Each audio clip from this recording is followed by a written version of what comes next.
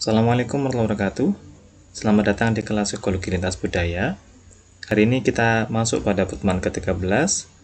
Materinya tentang temuan penelitian lintas budaya dalam konteks industri dan organisasi.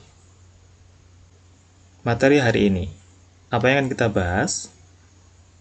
Ada 3 isu besar di mana perbedaan budaya dan faktor-faktor organisasi saling bertautan. Yang pertama yaitu seberapa jauh struktur organisasi memiliki kesamaan di berbagai tempat.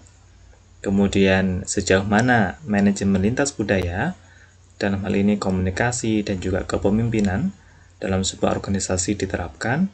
Dan yang terakhir, perbedaan nilai-nilai kerja karyawan dalam konteks lintas budaya. Kita masuk pada bagian yang pertama, struktur organisasi atau organizational structure, yaitu di mana ada ciri khas pendistribusian tugas. Sehingga karena tugas itu distribusi, maka tidak setiap karyawan memiliki tanggung jawab yang sama dan jenis pekerjaan yang sama. Biasanya bisa dilihat dari bagian organisasi. Pertanyaannya sekarang adalah apakah organisasi di berbagai negara memiliki struktur yang sama atau tidak. Tipe organisasi. Studi dari Lammers dan Higson tahun 1979 tentang variasi budaya dan struktur organisasi menyimpulkan bahwa ada 3 tipe organisasi, yaitu Latin, Anglo-Saxon, dan Third World, dunia ketiga. Latin adalah tipe birokrasi klasik, jadi ini adalah sangat tradisional, sangat klasik sekali, tapi memiliki ciri-ciri berada pada struktur yang tersentralisasi. Semua diatur oleh pusat, gitu ya. Sehingga level hierarkinya ini sangat besar. Nah, yang Latin ini, tipe organisasi Latin, biasa ada di Eropa Selatan dan Timur. Kemudian Anglo-Saxon, ini lebih fleksibel. Jadi tipenya lebih fleksibel daripada yang Latin. Strukturnya terdesentralisasi, jadi bisa menyebar gitu ya. Kemudian karena terdesentralisasi, maka level hierarkinya relatif kecil. Nah, ini biasanya terdapat dalam atau di negara-negara Eropa Utara Barat dan juga Amerika Utara. Kemudian yang terakhir yaitu Third World. Apa ciri-cirinya? Ciri-cirinya adalah pengambilan keputusan terpusat. Namun, di sini yang membedakannya adalah sedikit aturan formalitas. Nah, kepemimpinan yang dianut adalah kepemimpinan model paternalistik. Paternalistik itu memiliki ciri-ciri pemimpin dianggap sebagai ibarat kata seorang bapak. Dia lebih mengemong, dia lebih mengayomi, dan semuanya dianggap benar gitu ya. Jadi menganggap pemimpin itu benar begitu. Nah, biasanya ini terdapat dalam bisnis keluarga yang juga ada di Eropa Barat. Dimensi struktur organisasi. Menurut Robbins tahun 1987 ada 3 dimensi penting dalam struktur organisasi. Yang pertama yaitu adanya complexity, kemudian yang kedua ada formalization, dan yang ketiga ada centralization. Complexity yaitu berarti banyaknya perbedaan spesialis di dalam organisasi.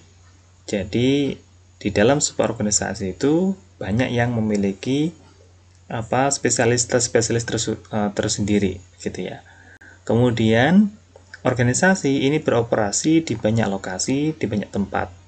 Sehingga nanti dari sisi struktur organisasinya akan sangat kompleks sekali. Jadi dia punya banyak cabang, dia punya banyak kantor di berbagai negara, misalkan begitu. Kemudian formalization, yaitu adanya penekanan pada standarisasi tugas. Artinya, setiap individu harus mengikuti tugas yang telah distandarisasikan. Mengerjakannya harus sangat detail, mulai dari apa yang harus dilakukan dan bagaimana cara melakukan standarisasi tugas tersebut. Sentralisasi maksudnya yaitu adanya konsentrasi pada pengambilan keputusan, sehingga fokusnya terdapat pada single point, yaitu misalkan pemimpinnya gitu ya, dalam organisasi. Nah, ini 3 ini adalah struktur organisasi di mana Robbins berpendapat ketiganya ini biasanya ada dalam sebuah organisasi. Kalau itu tidak complexity, kalau itu tidak formalization atau centralization. Struktur organisasi. Struktur organisasi tergantung pada hal berikut ini. Di sana ada size, ada teknologi, ada resources, dan ada history. Size artinya adalah jumlah karyawan. Jadi berapa jumlah karyawan itu nanti juga akan mempengaruhi struktur organisasi atau bahkan organisasi. Kemudian teknologi, seberapa canggih teknologi-teknologi yang digunakan. Apakah menggunakan teknologi yang sangat familiar atau tidak menggunakan teknologi sama sekali. Jadi sangat manual. Itu nanti juga akan mempengaruhi struktur organisasi. Kemudian resources. Di sini maksudnya adalah sumber daya yang selain manusia ya. Jadi misalkan mesin-mesin atau alat-alat yang lain gitu ya. Intinya adalah sumber daya yang selain manusia. Kemudian history. Sejarah organisasi itu berdiri. Siapa pendirinya, kemudian bagaimana latar belakangnya, atau kenapa kemudian adanya organisasi itu muncul, itu nanti akan mempengaruhi juga struktur organisasi. Nah, kesimpulannya adalah tidak semua perbedaan organisasi disebabkan oleh adanya faktor budaya. Jadi malah di sini yang kaitannya dengan budaya barangkali hanya pada histori, ya, yang lainnya tidak. Budaya organisasi yaitu suatu sistem makna bersama yang dianut oleh anggota-anggota yang membedakan organisasi tersebut dengan yang lainnya. Ini menurut Robbins and George tahun 2015. Nah, organisasi satu dengan yang lain berbeda tidak hanya pada teknik produksi, pemasaran, dan setiap karyawan, tetapi juga berbeda pada keyakinan, meaning, dan juga nilai-nilai yang dianut. Nah, jadi sebuah budaya organisasi itu lebih menekankan pada value, nilai-nilai yang dianut. Ini ada bagian ya, ada tipe organizational culture ya. Ada 4 bagian. Di sini ada clan culture, hierarchy culture, advocacy culture, dan ada market culture. Dan di sini ada tipe-tipe pemimpinnya seperti apa. Kita melihat coba yang clan culture yang pertama pojok kiri. Leader type-nya adalah mereka memiliki pemimpin yang bisa menjadi mentor, bisa menjadi fasilitator, bisa membangun tim gitu ya.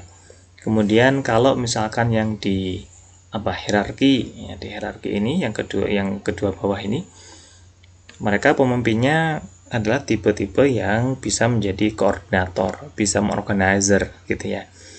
Jadi di sini kita bisa melihat adanya perbedaan pemimpin yang seperti apa, apakah harus menjadi seorang inovator, jadi value-nya yang di bawah itu apa saja ya, itu di sini nanti kelihatan dijelaskan di sini ya. Dan juga ada di sini dijelaskan market culture ya, kalau misalkan budaya organisasinya itu lebih memiliki orientasi pada market ya, maka nanti pemimpinnya lebih menjadi seorang kompetitor, hard driver, producer, dan seterusnya gitu ya. Sehingga di sini kita bisa melihat ada leader type, ada tipe pemimpinnya, ada value-value yang di bawahnya ya. Misalkan komitmen, komunikasi, development ya, itu untuk clan culture ya. Kemudian kalau untuk advocacy culture ya, di sini ada inovasi, ada creativity, dan seterusnya.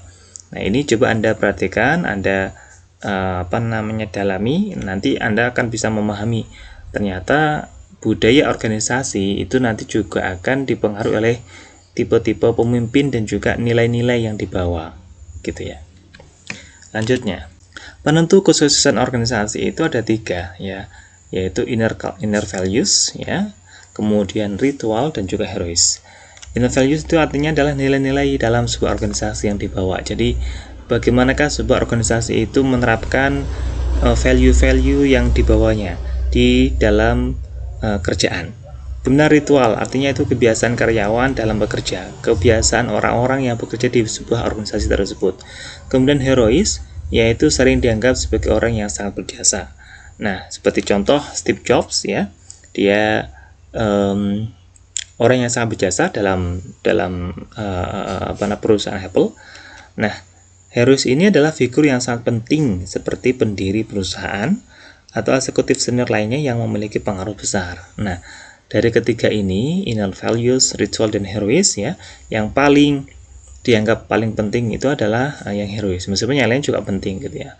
yang mana ini nanti menentukan kesuksesan budaya organisasi ya. Jadi budayanya mau dibangun seperti apa itu nanti tergantung pada figur pentingnya itu siapa. Kita masuk pada topik yang kedua atau materi yang kedua, pembagian yang kedua gitu ya, isu yang kedua yaitu managerial behavior. Bagian ini berkaitan dengan salah satu aspek yang paling sering dipelajari yaitu kepemimpinan. Di sini ada dua topik yang difokuskan yaitu style dari kepemimpinan itu sendiri dan juga decision making. Leadership style, a good leader influence employees to pursue the goals of the organization. Jadi pemimpin yang baik itu adalah yang dia bisa mempengaruhi karyawan untuk mencapai goal sebuah organisasi. Nah, ada banyak sekali ya style-style dari leadership ya. Di sini Anda bisa melihat sendiri ada supportive leadership, ada directive, ada achievement oriented leadership, ada participative atau democratic leadership dan seterusnya ya. Sangat banyak sekali, ada cross cultural leadership. Gaya kepemimpinan merupakan pola perilaku pemimpin dalam mempengaruhi bawahannya. Jelas ya, karena leader itu akan disebut leader kalau dia punya follower gitu ya. Jadi tidak akan bisa disebut sebagai seorang pemimpin kalau dia tidak memiliki bawahan. Kepemimpinan lintas budaya diartikan sebagai sebuah kemampuan seseorang atau seorang pemimpin dalam mempengaruhi dan memotivasi anggota kelompok yang memiliki budaya berbeda. Sehingga di sini fokusnya ketika kita bicara tentang cross cultural leadership ya, maka yang menjadi objek adalah siapa yang dipimpin ya. Kalau yang dipimpin itu adalah yang sama ya, yang orang-orang sama, berarti tidak bisa disebut sebagai kepemimpinan lintas budaya. Artinya kalau kita bicara kepemimpinan lintas budaya, maka yang dipengaruhi, yang dipimpin itu adalah orang-orang yang memiliki budaya berbeda. Nah, ini ada contoh ya penelitian di mana cross cultural leadership ini menguji orang-orang yang mereka bekerja di bank di negara Uni Emirat Arab ya. Di sini sangat jelas sekali, Anda nanti bisa melihat atau membaca ya, Anda bisa ketik di Google untuk mencari artikel ini bahwa budaya itu juga mempengaruhi kinerja dari organisasi di sebuah organisasi itu di mana tempat itu bekerja. Jadi budaya itu bisa menjadi salah satu faktor yang paling penting dalam mempengaruhi kinerja atau performance dari sebuah organisasi. Sehingga pemimpin yang dia cross culture ya, atau yang mereka cross cultural leadership, orang yang memiliki style lintas budaya dalam hal kepemimpinan harus memahami bahwa mereka harus bisa open mind, harus bisa beradaptasi, harus bisa memastikan bahwa setiap orang yang berbeda budaya bisa menjalankan cara-cara untuk mencapai, to achieve the goal ya, untuk bisa mencapai tujuan dari organisasi ya. Sehingga penting kiranya di sini selain kita membahas dari style dari cross cultural leadership, juga membahas tentang mindsetnya, membahas tentang karakteristik dari pemimpin tersebut, begitu ya. Itu yang paling penting. Decision making, kita masuk pada decision making. Decision making itu adalah tindakan memproses informasi terkait suatu masalah dan juga situasinya. Misalnya adanya tuntutan, adanya demand, permintaan dari eksternal atau stakeholder untuk sampai pada sebuah penilaian, sehingga nanti akan dinilai apakah keputusan diambil itu tepat atau tidak. Kemudian perbedaan budaya di sini menjadi latar belakang kenapa kemudian pengambilan keputusan di berbagai negara itu berbeda-beda. Negara Indonesia, negara misalkan Malaysia kok berbeda dalam urusan misalkan contohnya kasus COVID misalkan gitu ya. Kasus COVID kok berbeda penanganannya. Nah, itu nanti juga karena memang latar belakangnya juga berbeda. Beda strategi negara lain dalam menghadapi misalkan corona itu juga karena mereka punya sejarah masing-masing, begitu ya. Ini contoh saja ya di gambar ini Ini kasus per 24 Maret tahun 2020, jadi awal-awal dulu ya. Jadi kita bisa melihat di sini bahwa setiap budaya, setiap negara ya, setiap pemimpin memiliki caranya sendiri-sendiri dalam pengambilan keputusan gitu ya. Termasuk Indonesia, apakah kebijakan yang selama ini diambil sudah sangat tepat atau belum? Saya kira itu tergantung bagaimana kita menilai ya, dan juga melihat berbagai macam latar belakang yang dimiliki oleh negara Indonesia. Oke, decision making, pengambilan keputusan meliputi 5 tahapan, yaitu problem recognition, information search, constructive of alternative, dan juga choice serta implementation. Nah, di sini variasinya dari budaya itu macam-macam ya. Problem recognition yaitu lebih kepada pengenalan masalah, bahwa situasi harus diubah ya, sehingga kalau kita ingin melakukan pengambilan keputusan, yang menjadi titik poinnya itu adalah situasinya harus diubah. Some situation should be accepted rather than changed. Tapi kalau menurut budaya ya, dari variasi budaya, penerimaan situasi itu harus didahulukan daripada mengubah. Jadi tidak bisa melakukan perubahan kalau situasinya itu tidak diterima dulu. Paham ya? Nggak bisa, misalkan COVID, misalkan begini ya, kita nggak bisa mengubah keadaan kalau kita tidak menerima, oh ya, tidak sadar dulu bahwa adanya COVID, begitu. Kemudian information search yang kedua ya, 5 step in decision making, gathering fact. Jadi kalau problem solvingnya sudah bisa ditemukan, maka bukan ditemukan ya, dikenali, maka yang selanjutnya adalah menemukan fakta-faktanya. Apa fakta-faktanya? Gathering ideas and possibilities.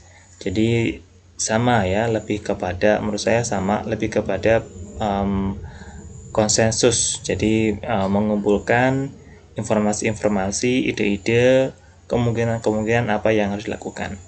Kemudian yang ketiga adalah construction of alternative. Di sini lebih kepada bagaimana bisa membangun solusi, new future oriented alternative ya, atau lebih kepada melihat masa lalu, past, present, masa sekarang, dan future oriented alternative. Jadi di sini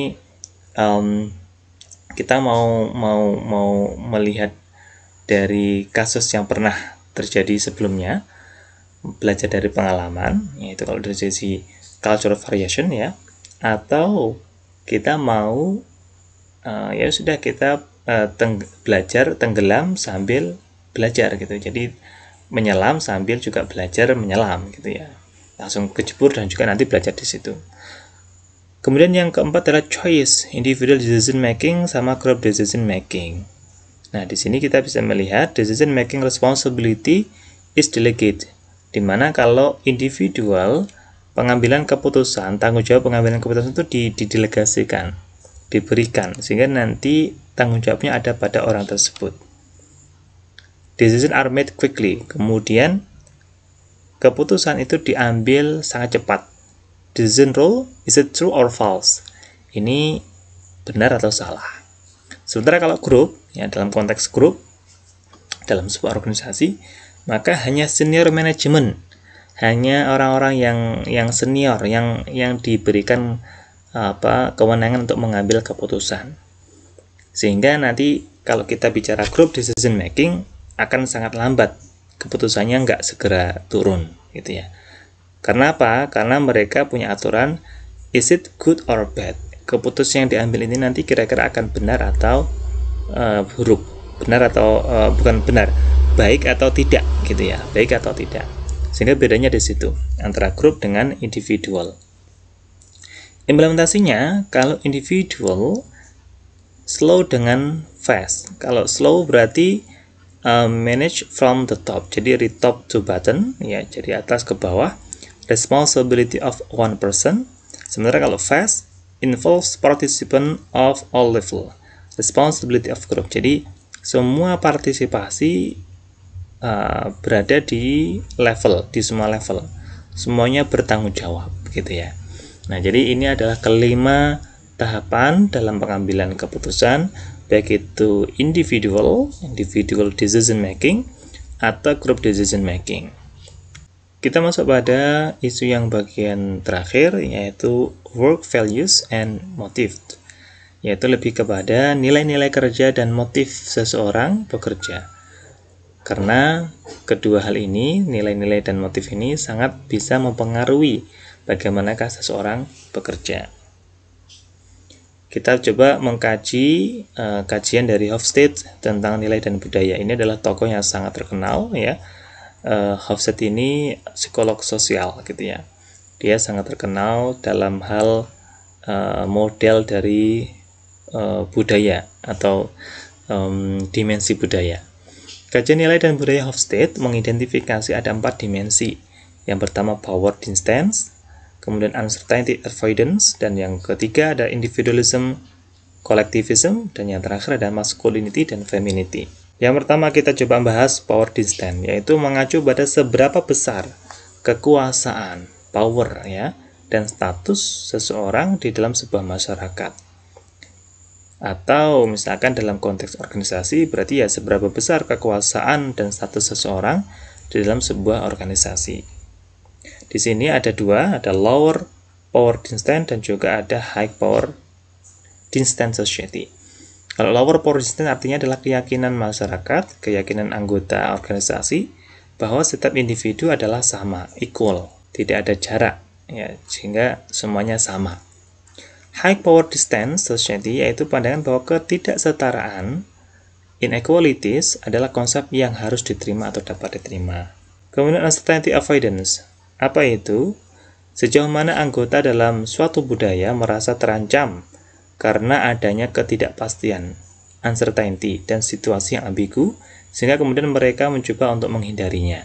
Di sini merupakan cara masyarakat, ya, bagaimana nanti akan menghadapi kecemasan, ya, karena adanya ketidakpastian. Ada dua juga, yaitu cara yang pertama membiarkan atau low uncertainty avoidance, jadi biarkanlah terancam ketidakpastian, ya, ambigu. Berarti kalau misalkan contohnya kita menghadapi COVID biasa-biasa saja, gitu ya, tidak ada usaha yang serius, ya berarti masuknya pada low uncertainty avoidance. Kapan ya ini COVID ini akan selesai, ya nggak usah diurus, misalkan begitu, ya, maka masuknya pada low uncertainty avoidance. Atau yang kedua, high uncertainty avoidance, masyarakat yang mengendalikan ketidakpastian dengan cara membangun aturan dan peraturan.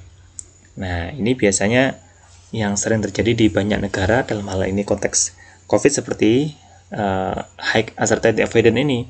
Jadi melakukan kebijakan-kebijakan, peraturan-peraturan bagaimana supaya bisa mengurangi, paling tidak ya, mengurangi jumlah orang yang terpapar. Kemudian yang ketiga, kita masuk pada individualism versus collectivism, ya, kajian dari Hofstede. Fokus pada hubungan individu dengan yang lain dalam sebuah masyarakat atau misalkan organisasi, gitu ya. Di sini individualism mengacu pada budaya saya, me time. Karena fokus perhatian terletak pada kebebasan personal dan juga pencapaian pribadi. Jadi semuanya difokuskan pada saya. Bisa berhasil gara-gara saya. Organisasi ini bisa mencapai target gara-gara saya. Jadi lebih kepada sayanya, gitu ya. Atau yang kedua, collectivism, yaitu adanya sebuah kecenderungan kelompok karena merasa menjadi atau memiliki keanggotaan, membership kelompok. Atau ini adalah tipe dari budaya kami. Ini kebalikan dari individualism, ya, versus, ya. Jadi kita bisa berhasil, ya, gara-gara kita bisa bersama, kami bersama, gitu. Jadi lebih kepada upaya kolektif, upaya bersama. Kajian Hofstede yang ketiga yaitu masculinity versus femininity. Concern pada faktor-faktor yang memotivasi seseorang. Jadi lebih kepada gender ini nanti, ya. High masculinity artinya laki-laki lebih dominan dalam sebuah keluarga atau sebuah masyarakat, ya, atau sebuah organisasi, dan juga orang-orang merasa harus lebih kuat karena maskulin, ya, dan kompetitif dalam bersaing. Sementara low masculinity, nah inilah yang kemudian disebut sebagai femininity, yaitu masyarakat menganggap bahwa perempuan memiliki ekualitas yang sama dengan laki-laki. Kesetaraan gender di sini ada. Mereka lebih sensitif dan serta lebih lembut. Jadi yang dimaksud dengan femininity di sini adalah low masculinity. Kemudian motif dan kebutuhan. Ya, tadi kita sudah mengacu pada leadership style, yang sekarang kita masuk pada motif dan kebutuhan. Motif dan kebutuhan ini mengacu pada teorinya dari McKellen, ya. Pada intinya adalah motivasi atau motif sebuah organisasi bisa maju dan berperan dalam proses pembangunan nasional itu terletak pada adanya motivasi berprestasi atau achievement. Jadi ada 3, ya, kalau teorinya McKellen itu ada 3, ada achievement, ada power, ada affiliation. Kalau achievement adalah drive to succeed. Jadi yang mendorong organisasi itu bisa sukses itu ya achievement. Mau mencapai sesuatu, adanya prestasi yang mau diraih. Power berarti need to influence the behavior and others. Jadi kalau power itu lebih kepada bagaimanakah kekuatan dari misalkan orang di sebuah organisasi bisa mempengaruhi orang lain atau tidak. Affiliation lebih kepada hubungan, ya, lebih kepada afiliasi, keinginan hubungan dengan orang lain, dengan perusahaan lain.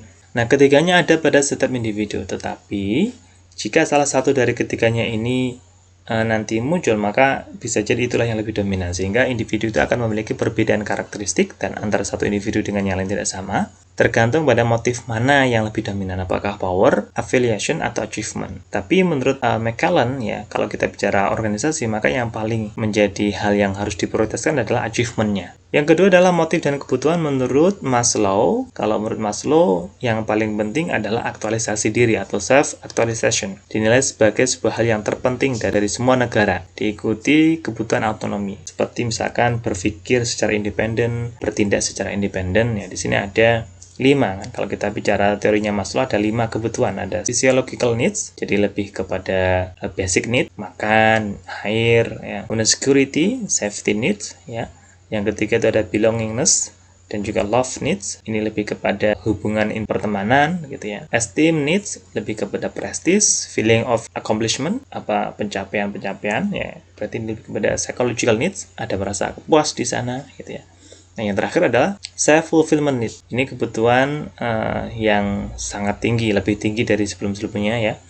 Dan ini bisa dicapai kalau kebutuhan sebelum-sebelumnya itu terpenuhi dulu. Achieving one's full potential including creative activities. Nah, jadi contohnya apa? Menggunakan kemampuan sesuai bidang yang ditekuni. Dia sukanya membuat karikatur. Ya sudah, dinikmati, ya diaktualisasikan, digunakan sampai kemudian dia misalkan lupa waktu. Nah, itu berarti dia melakukan aktualisasi diri, merasa bahwa potensinya itu digunakan. Nah, ada jokesnya di sini, ada jokesnya, yaitu dari kelima kebutuhan Maslow ini ada yang paling penting, yaitu wifi. I need wifi.